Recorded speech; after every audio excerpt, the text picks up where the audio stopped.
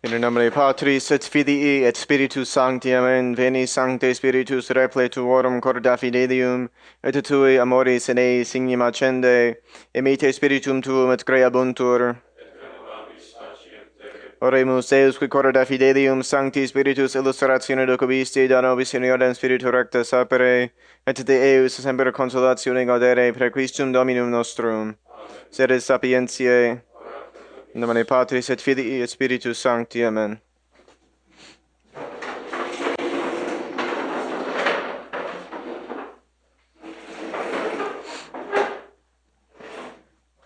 So a quick note from what we were talking about yesterday of disagreements among the heretics, Zwingli, Ecolampadius, we were talking about yesterday, and Martin Luther. Zwingli held that the words "hoc est corpus meum" meant "this signifies my body." So he decided that "est" doesn't mean "is," it means "signifies."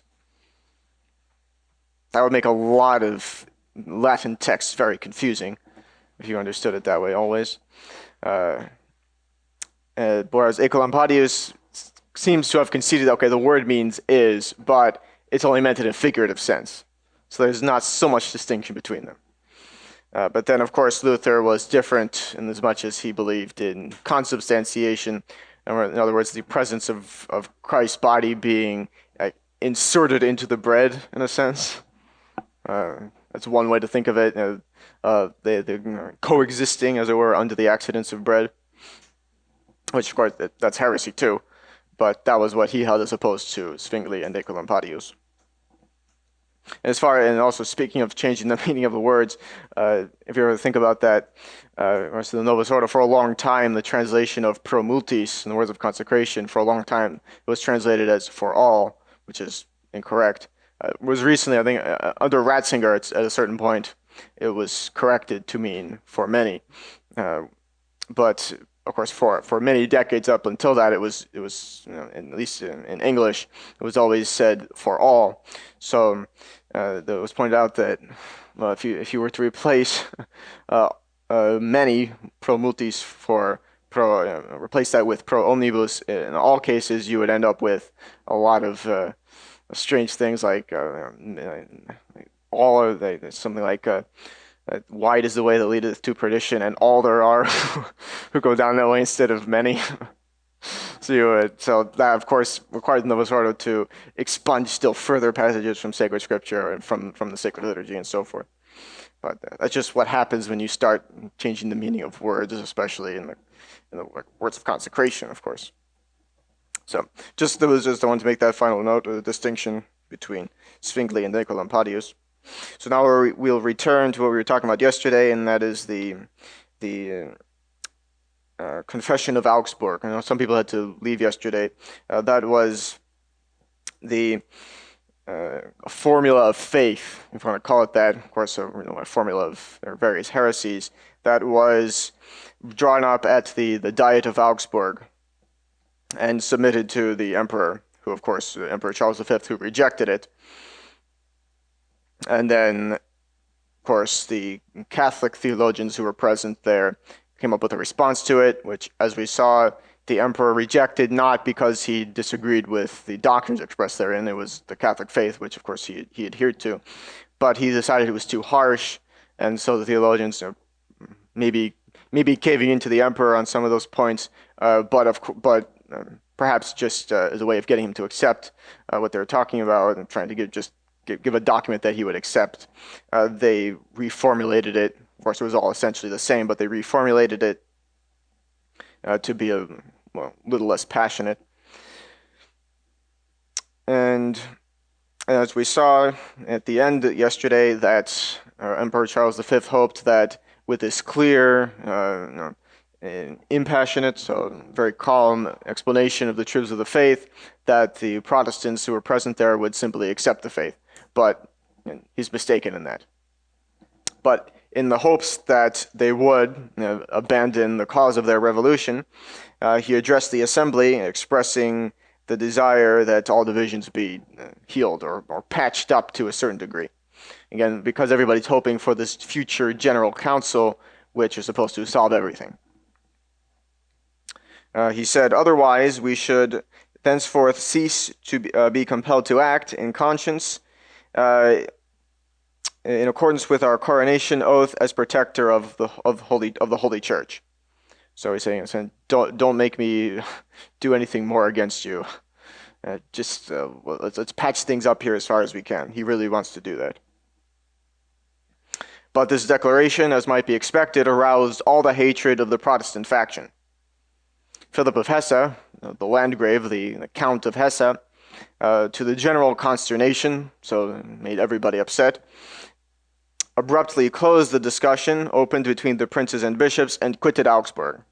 So at that point, when Emperor Charles V is taking documents that are express the truths of the faith and expressing a desire to patch things up, Philip of Hesse gets angry and leaves. Yes. No. He was never a Lutheran. Charles V was never a Lutheran. He had his problems, but he was not a heretic.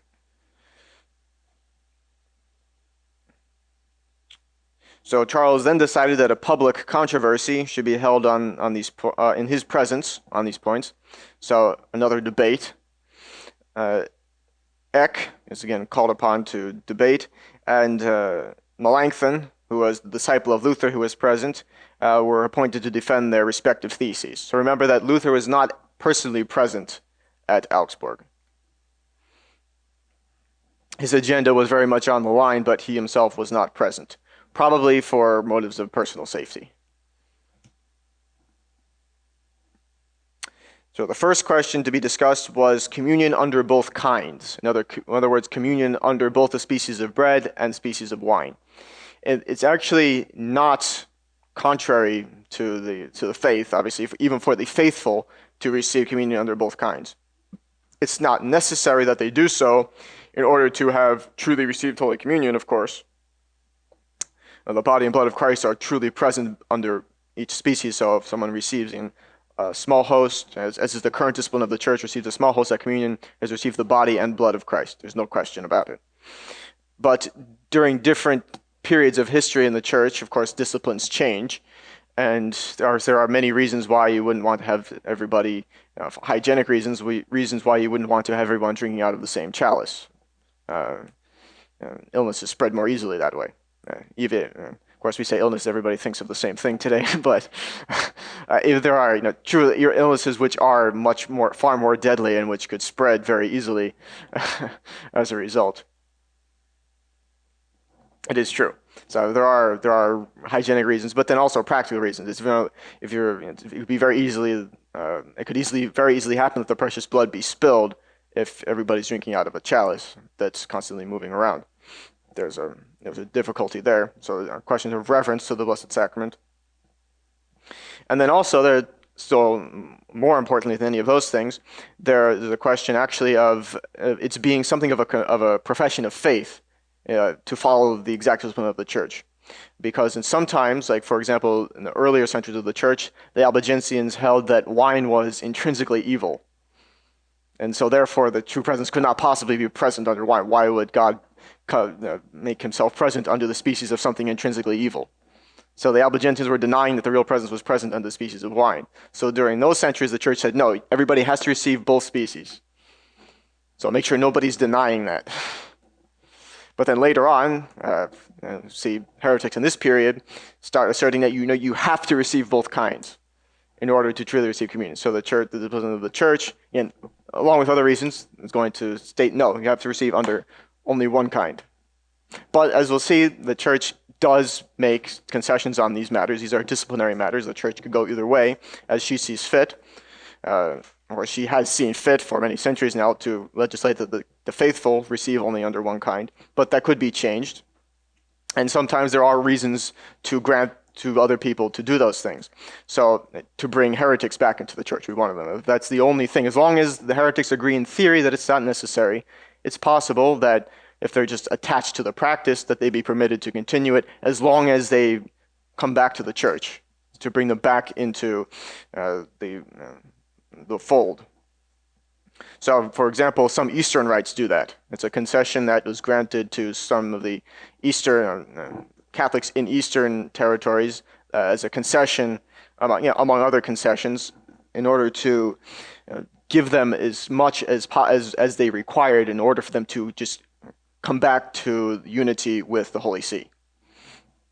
So, but this is the first thing they're debating here, is communion under both kinds. But here is not just a question of the practice. This is more of a question of the theory of it. So the Catholic theologians, relying upon an analogous precedent in the case of the Hussites, promised to obtain this concession for Germany in the event of their coming to an understanding upon the other disputed questions. So if they're debating whether it's necessary or not, they're saying, all right, as long as we can come to an agreement on this and, of course, and other points, that we'll do what we can. They seem to be promising absolutely here to obtain that permission. They say, okay, we will obtain you permission to do that in practice as long as we can get things patched up here. So again, it's something that the church would be willing to grant even to these heretics, as long as they would just return to the faith and to the church.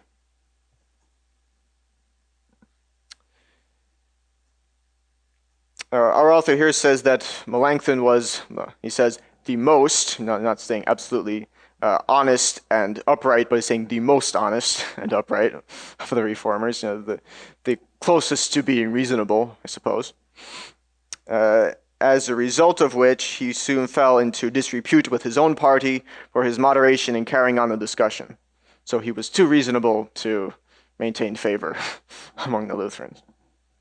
Of course, that doesn't mean that he completely repudiated this Reformation, the Revolution, and returned to the church. And it did mean that he was willing to go further in order to try to bring about some kind of reconciliation. Of course, the only true reconciliation there could ever be is if these heretics give up their heresies and return to the church. But heretics, as they see it, they're just going to try to get as much as they can from the Catholic Church. So again, as we mentioned, Luther did not appear at the Diet. He remained elsewhere, but was always ready to give his advice in matters of importance. So in the course of the debate, Melanchthon acknowledged the authority of bishops. Remember, Luther completely threw off all ecclesiastical authority earlier. But Melanchthon here is conceding the authority of bishops. He said, in fact, to his own partisans, to his own people, under what pretext can we deprive the bishops of their authority if they teach sound doctrine? If I must say what I think, not only would I strengthen their authority, but I would even wish to restore to them full episcopal power and a spiritual administration. Without a governing power, we shall languish under a tyranny more cruel than any that has yet existed. So he's got some sense left in his head. Not enough, apparently, to return to the church, but some sense. He's realizing some of the practical difficulties of denying all ecclesiastical authority. So in terms yet even more explicit, he wrote to the legate, whose name was Campeggio, the papal legate, on the power of the sovereign pontiff. He said, "We have no doctrine other than that of the Roman Church. We are ready to obey her if she dispenses to us the treasures of kindness which she lavishes on her other children, and consents to overlook certain points of minor importance, which we could not now change even though we wished it. We honor the Pope of Rome and all the constitutions of the Church, provided the Pope does not repel us. But why should we tremble? Why should... it should be... That may be a typo, maybe it's supposed to be he, I'm not sure. Why should he reject the prayer of suppliants when unity can be so easily restored? There are but insignificant differences in the usages which seem to oppose a sincere reconciliation. The canons themselves admit that we may differ on such matters without being cut off from the union of the Church." So again,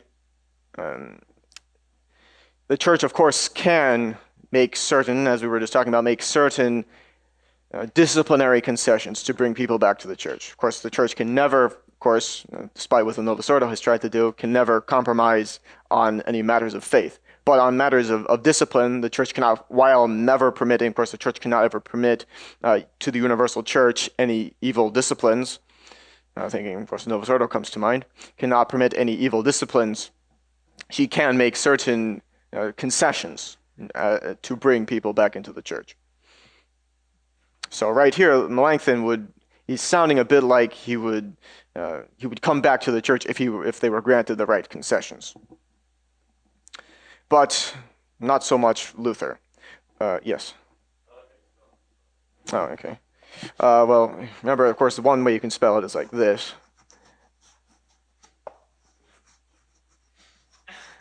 That's what it means, but the way you spell it, Melanchthon when it's having been rendered in Greek, and then transliterated back into the Latin alphabet is this Melanchthon. So it means black earth, which is what his original German name meant, but he changed it to Greek so it would sound a bit nicer.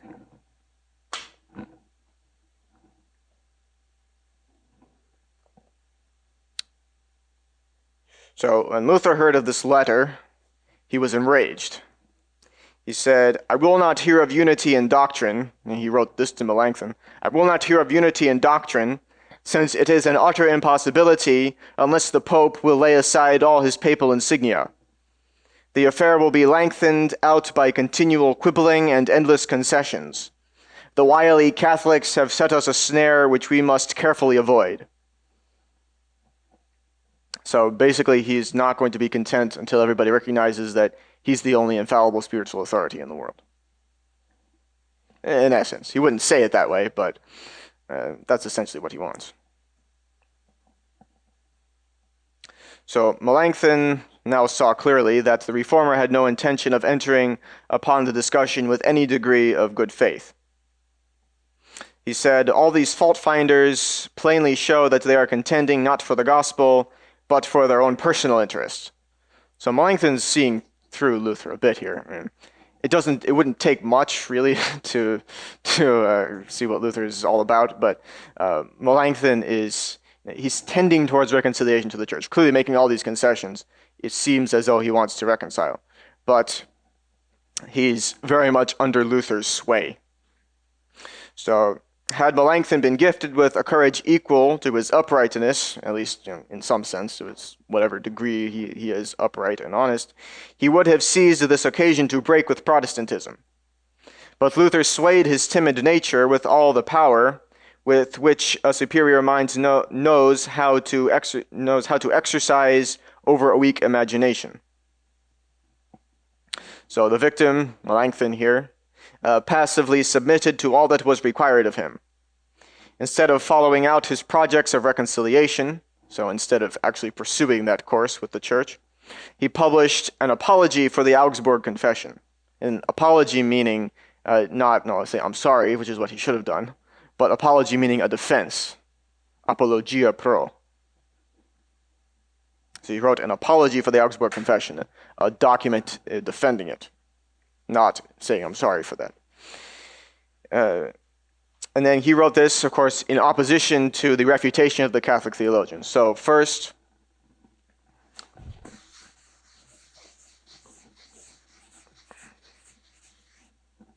place you had the Augsburg Confession.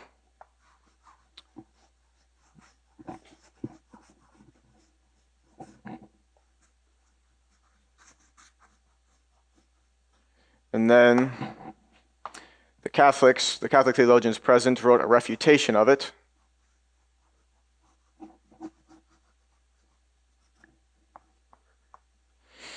And now this apologia, this apology, is in response to the refutation. Of course, it doesn't refute the refutation.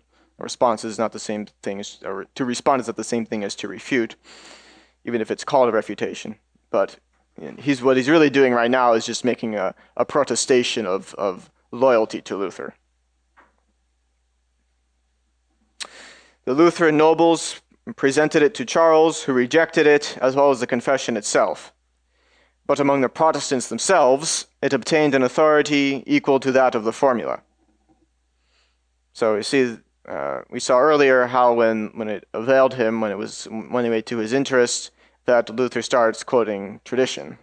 He resurrected it in a sense. And so this is also, again, of course, all these things contained in the Augsburg Confession. Obviously, that's even the Protestants themselves would say that that's not part of sacred scripture, but now they're accepting these documents.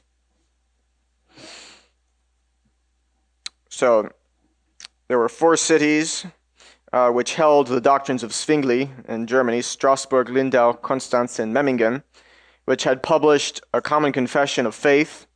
Again, faith taken broadly, because of course the Catholic faith is the only true faith, but they still call it their faith, their heresy, heretical systems. Confessio Tetrapolitana, so the 4-city confession.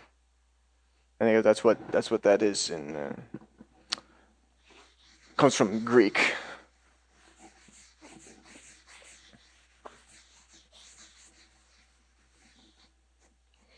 Is the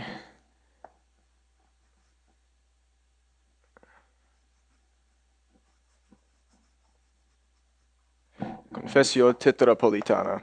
Tetra coming from Greek meaning 4, and politana from city. So 4-city confession of the 4 cities, you could call it. So Zwingli himself presented a special one of his own, in which he brings out all of the points of divergence between his doctrine and Luther's in the question of the Eucharist. Because, as we talked about yesterday, and Zwingli says that it's all that hoc est corpus meum means this signifies my body, whereas Luther believes in consubstantiation. At this point, we can clearly see that all is discord and confusion in the Protestant camp, and Melanchthon, in despair, could not forbear exclaiming, "Zwingli must have lost his senses." So they're getting frustrated with each other now.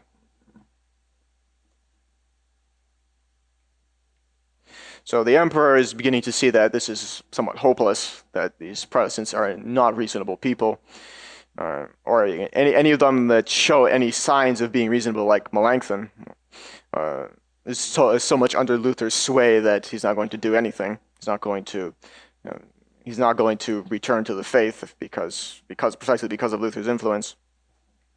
The emperor, seeing that union is now more and more impracticable every single day, at length published an edict which put an end to the disputes. So he realizes this is hopeless and decides to send everybody home.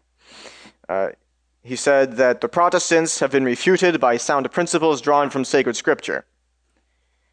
They may decide upon the course they will pursue before the 15th of April of next year. Another edict, published soon after, closed the proceedings of the Diet. In it, the emperor positively declared that he felt bound in conscience to defend the ancient Catholic faith, and the princes promised to second his endeavors with all their power. Because we did see some time ago that there were some German princes that adhered to the faith still, that defended it, continued to uphold it in their realms. It wasn't like every single German prince. It was not as though they all loved Luther so much that they wanted to declare war on the church in order to defend him. There were some who were good.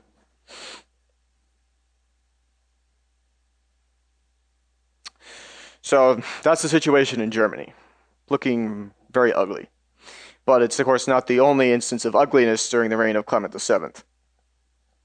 So while you have all of these things agitating Germany, Clement VII's attention was called to England by events which were in no way less deplorable. And of course, we're talking about Henry VIII. So now we enter to the truly disgusting saga of Henry VIII.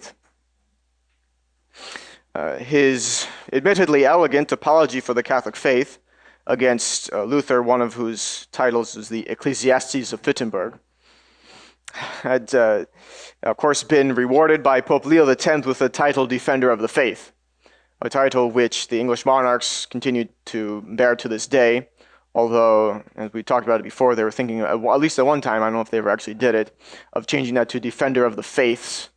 But again, the question is, how would you put fides in the plural? But that they still hold the title to this day. Henry VIII had this title, and for a time remained true to that title, and he lived up to that for a while. He even wrote a second treatise against Luther, taking up his line of argument against the reformer, against the rebel, the revolutionary, with no less vigor and logic than in the first. Both of these works won an immediate celebrity, so they were both immediately very well received among Catholics. And of course, we saw just how happy Leo X was to receive it. He granted him the title.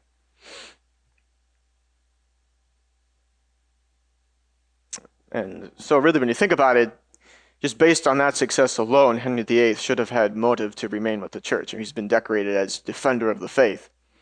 You think he would be happy to remain in the church, but apparently not. And of course, he was surrounded by, there were notable people in his realm at the time who were saintly, like John Fisher, who was the Bishop of Rochester, and of course, St. Thomas More, of course, both of whom he would kill. But they were, of course, having been canonized by the church, we know them to, of course, now certainly to have been of eminent holiness. And of course, St. Thomas More was his chancellor for a time. But to enter into the events that drove Henry to separate England through schism from the church, at the age of 19, he had, in virtue of a dispensation from Pope Julius II, he had married Catherine of Aragon, who was the widow of his brother Arthur, and the aunt of Charles V. So, of course, we talked about Pope Julius II, but this particular event didn't come up because it wasn't a major event of his reign to grant a dispensation like this. Popes can grant dispensations. He did it.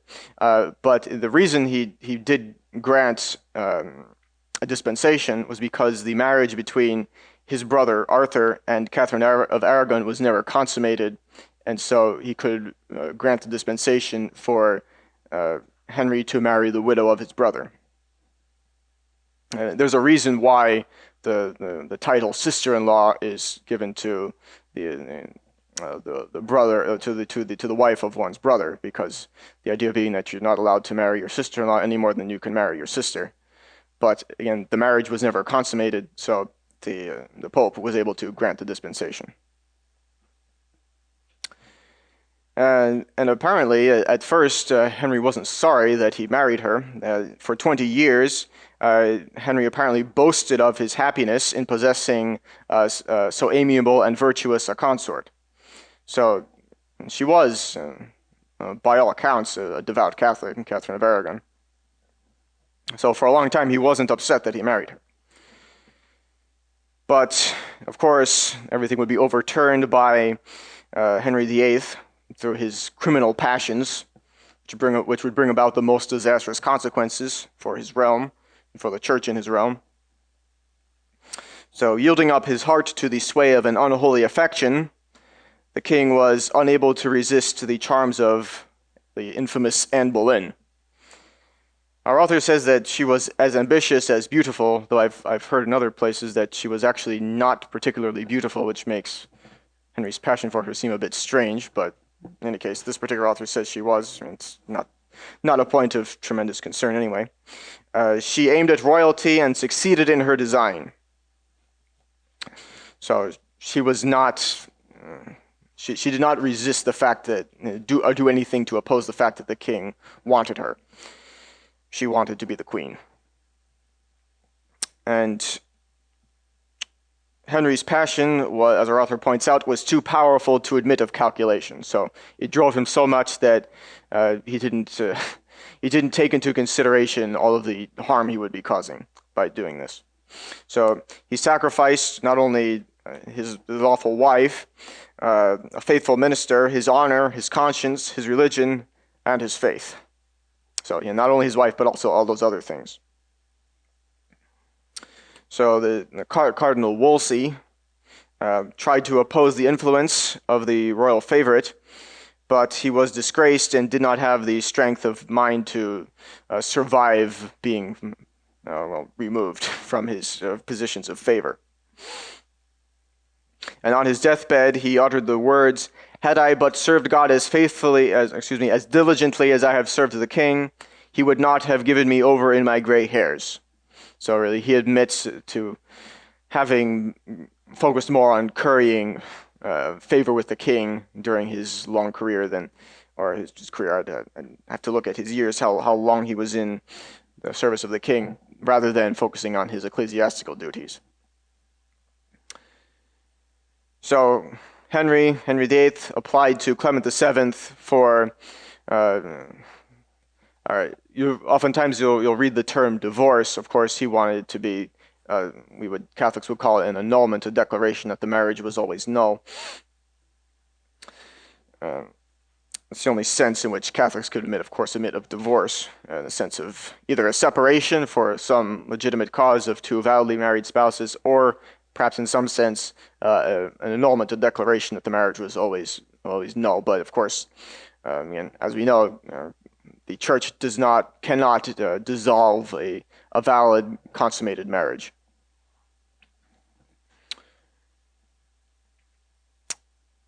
So, of course, this puts the Pope Clement VII, in a very difficult position. Not in the sense that he doesn't know what to do, but in the sense of the consequences that will follow from what he knows he was going to have to say to Henry. Of course, Catherine of Aragon was an aunt of Charles V, whose troops had recently sacked Rome and seized upon the states of the Church. So to act against Catherine, even supposing that the canons could have allowed such a course, which of course is not possible, would have drawn upon him the displeasure of the emperor. So, of course, he can't grant Henry's wish. But even if he could, it would be a very bad idea for him, in the sense that Charles V's troops might show up again. Those same Lutheran mercenaries who sacked Rome before might be inclined to return if Charles V had decided to send them. Of course, again, originally we saw that Charles V didn't expressly will that they sack Rome, but they were on his payroll. So the Pope is afraid of some similar incident again in the future. Again, even supposing, which is not possible, but even supposing were it possible for him to grant Henry's wish, what would happen if he were to? But on the other hand, of course, he has to turn down Henry's request, and we'll see the results of that. New question? What was the relation of Charles V to Catherine of Aragon? She was his aunt. Yes.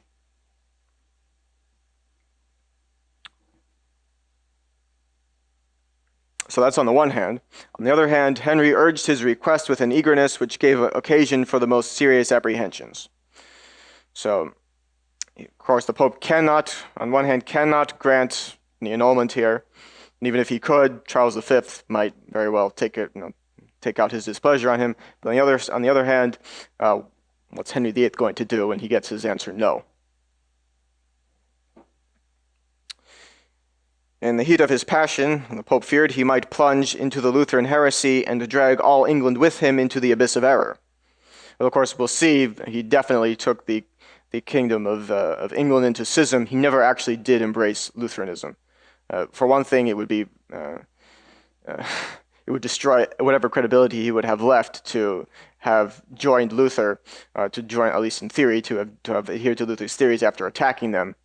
But even then, of course, he's a monarch. He's seen all the revolution that's happening in Germany as a result of people embracing Lutheran ideas. So he knows that it would be a bad idea to introduce those ideas into his own realm. It would just foment revolution against him. And he's not interested in that, certainly.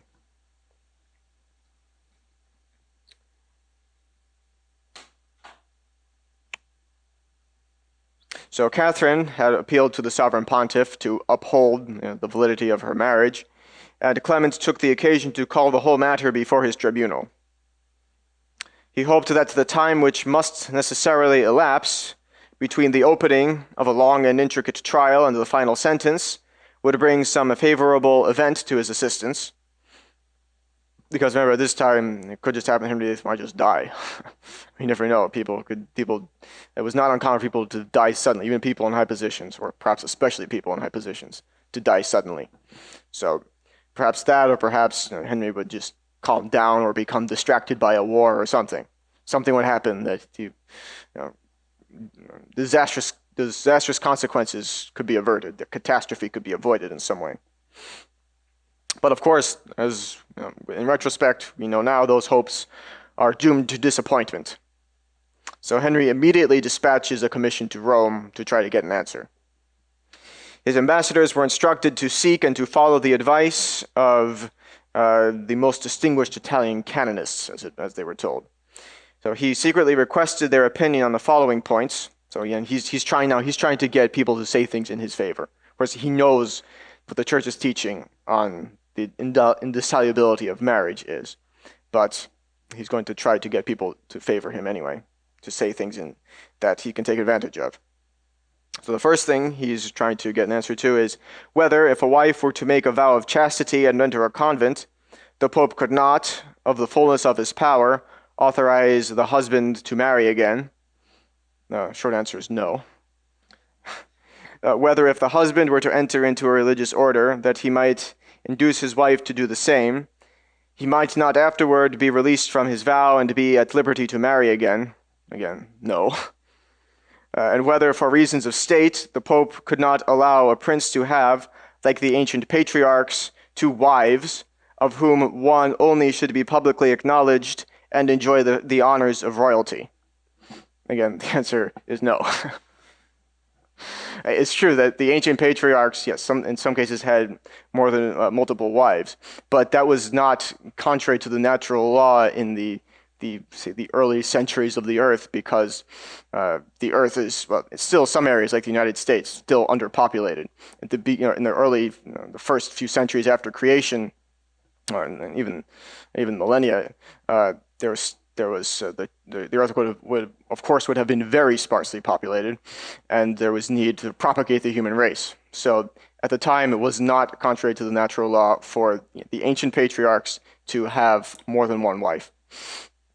Of course, that's not the case anymore, and there still are areas we say are underpopulated, but it doesn't. The human race is not so much in need of propagation anymore that it's illicit to have more than one wife. And of course, that's been true for a very long time. Definitely long before 1530, when we're looking at the time at which we are looking, in which Henry is hoping to get rid of Catherine of Aragon to marry Anne Boleyn.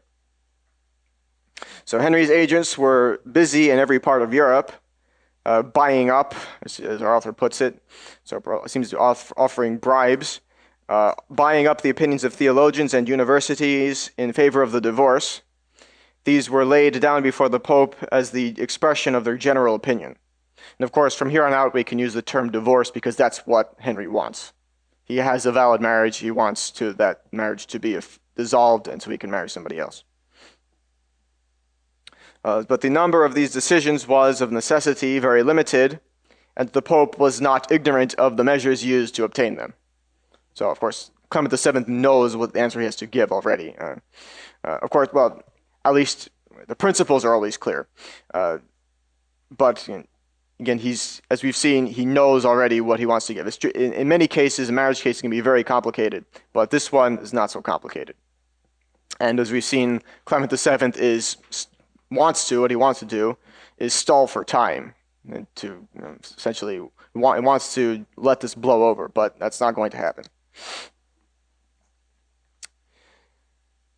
So to all their urgent entreaties, Clement returned the same answer, that he was ready to take the question into immediate consideration and to gratify the king in any manner conformable with honor and justice.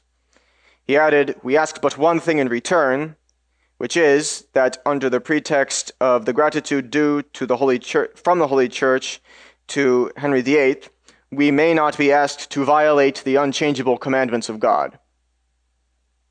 So, an answer that, of course, the Pope has to give. Of course, he could be harder. He could say, "No, get lost," or "This is not going to happen." But no, he's trying not to push Henry VIII over the cliff. So he's responding as politely as he can. But again, we'll see. This is a Medici Pope. We've seen Medici Popes in the past, like Leo X, tend to be worldly people. But even he is not going to give away on this, even an inch. So, this reply crushed the hopes of Henry. He saw that it would render useless all the expedients by which he had thought to reach the end he so ardently desired. So he's all this subterfuge of trying to get people to give him various opinions that he can quote to the Pope and say, "Here's why I should be granted a divorce." But with that reply, all of that was destroyed. all of his efforts were brought to nothing. The advocates of Anne Boleyn, so most likely, or certainly in many cases, people seeking royal favor, began to despair of success and to waver in her support when they were rescued from danger by the, in a certain twisted sense, the boldness and ingenuity of Thomas Cromwell, who our author describes as being a man of intriguing mind, covetous heart, and servile disposition. And that's putting it rather mildly. But anyway, very important figure here, Thomas Cromwell.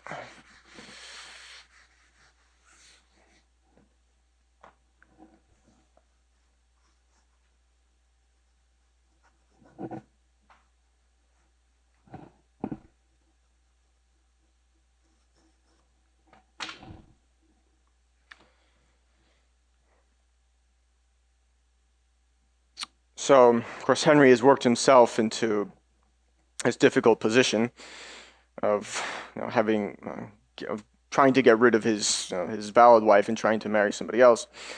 Seeing this intricate position into which the king had been led by his passion, Cromwell, knowing that his fortune would be made if he found an expedient to satisfy the royal will, solicited and obtained an audience. So he sees a way for himself to receive royal favor and power by telling the king what he wants. So he's able to get the ear of the king and suggest to him a course of action. So he argues that the learned and the universities have pronounced in favor of the divorce. Nothing is now wanting but the sovereign pontiff's approval. Such a measure on the part of the Pope might arouse the emperor's resentment, but if it cannot be obtained, is the king therefore to give up his rights? Why not rather imitate the German princes who had thrown off the yoke of Rome? Could he not, by the authority of Parliament, declare himself the head of the Church within his own realm? England was at present a monster with two heads, but if the king would at once take into his own hands the authority usurped by the Pope, all anomaly would disappear, the existing difficulties would vanish, and the churchmen, through attachment to their lives and fortunes, would become the most obsequious ministers of his will. So in essence, he's saying, you can't get the Pope to grant you what you want, so why not just go into schism? It's the easy way out. That's essentially what he's urging. Let's imitate the Lutherans to some extent here. And this idea that England is a monster with two heads, of course, is absurd. Because the king, of course, be the ruler in temporal matters. There's no contradiction between that and the Pope having authority over all Catholics everywhere in the world. And in fact, even in the Middle Ages, it was a custom for the monarchs to, in fact, give their realms to the Pope. It was really a gesture of submission more than anything else. The Pope was never going to administer all the kingdoms of Europe on his own, but they would offer their kingdoms to the Pope, who would then give them back to be ruled by the same monarchs. But held as fiefs. That was the idea. It was of course very pious. The idea being that everybody is submitted to the church. So if you're a temporal ruler, then you give your kingdom to the Pope, who then gives it back to you to rule. And the popes were never going to administer all those kingdoms, of course. So again, what Cromwell's saying is, of course, terribly impious, but then also just false. But he does have a point in saying that if Henry does this, then most people are just going to follow him anyway, because their livelihoods depend on it, or even their lives, if Henry so desires that it be the case. Even their lives would depend on it, yes.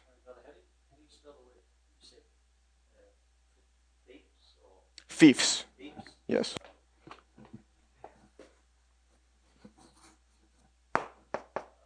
Refers to a piece of land held by an overlord in the feudal system.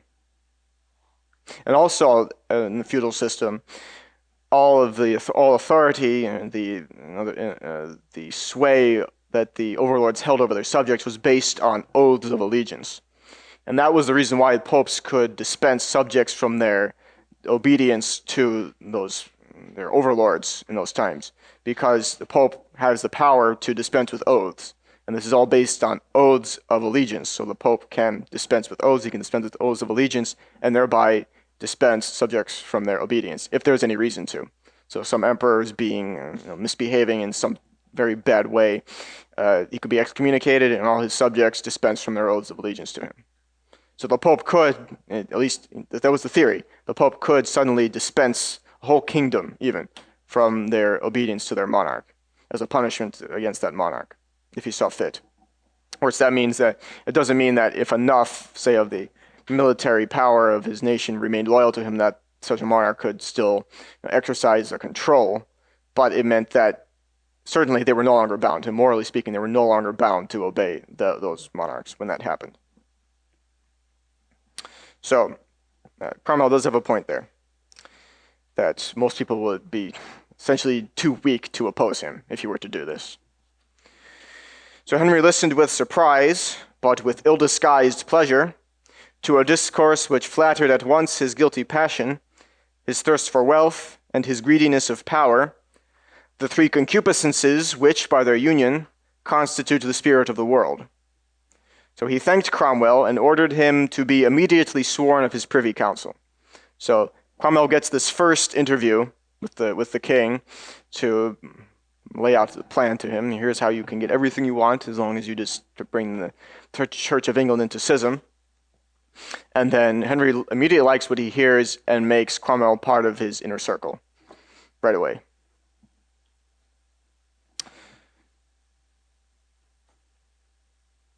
And then, of course, just like in Germany, one of the motives of those princes who revolted against the church was material gain. They wanted to take all the property of the church. The same is true of Henry. He's greedy not only for power and not only lust, not also animated by lust, but also greed for the riches of the church, all of the very wealthy monasteries and dioceses that there were in England. So he has many motives for breaking with the church, and Cromwell is pushing him towards it. So the king, on the urging of Cromwell, entered upon a totally new line of policy. In the archives of English legislation, there had lain an old and now rusty weapon, which was, nevertheless, in the king's estimation, wonderfully fitted to strike the blow which he was preparing to aim at the church. So certain statutes, which were all but forgotten, of ancient, and our author says, of very questionable origin, known as the Statutes of Praemunire, I'll spell that in a second, made it high treason to carry out within the realm certain provisions or decrees of the head of the universal church without the royal sanction. So the Statutes of Praemunire forbid certain decrees of the Pope from being published and carried out in the realm without the authority of the king, without the approval of the king. So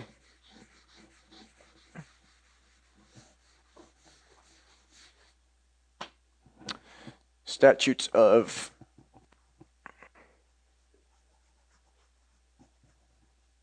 Praemunire. And of course, you might find the diphthong spelled a little bit differently, but that's essentially what it is.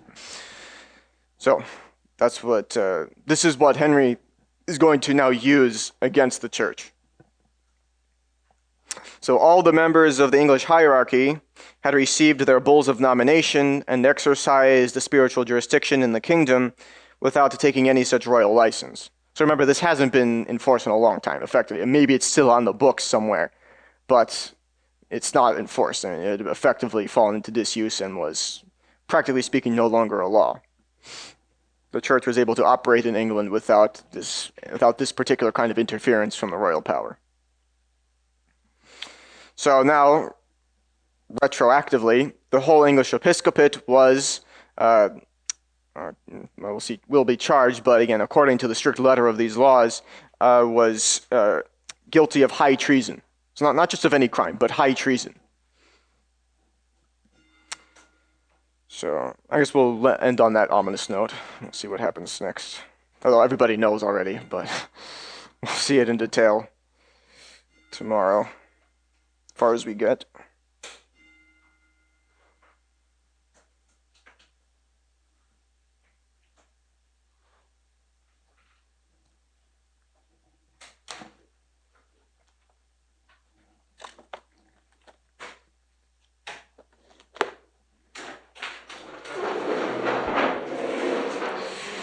In nomine Patris et Filii et Spiritus Sancti, amen, subitum residium confugimus sancta Dei genitrix nostras deprecationes ne despicias, in necessitatibus et a periculis cunctis libera nos semper, Virgo gloriosa et benedicta. In nomine Patris et Filii et Spiritus Sancti, amen.